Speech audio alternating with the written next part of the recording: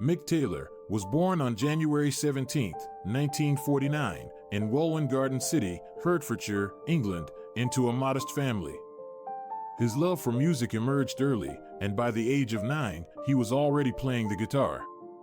Inspired by blues legends like B.B. King and Muddy Waters, Mick honed his skills, quickly becoming a talented young guitarist. In 1965, at just 16 years old, Mick joined John Mayall's Bluesbreakers, a band known for launching the careers of legendary guitarists like Eric Clapton and Peter Green. Mick's virtuosity on the guitar quickly made him a standout in the British blues scene, and his work with the Bluesbreakers helped him build a solid reputation as a skilled musician.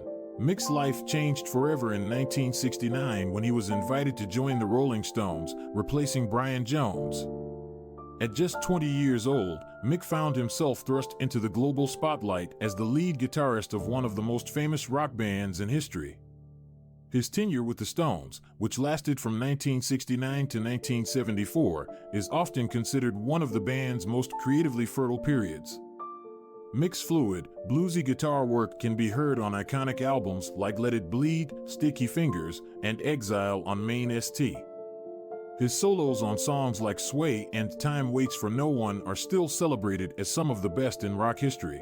Despite his success with the Stones, Mick left the band in 1974, citing the pressures of fame and a desire for more creative freedom. He continued to pursue a solo career and collaborated with various artists, including Bob Dylan and Mike Oldfield.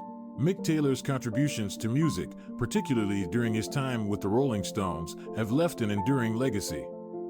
His guitar work remains influential, and he is celebrated as one of rock's greatest guitarists. Thank you for watching the video. You heard the story of a legendary man who is always in our memory.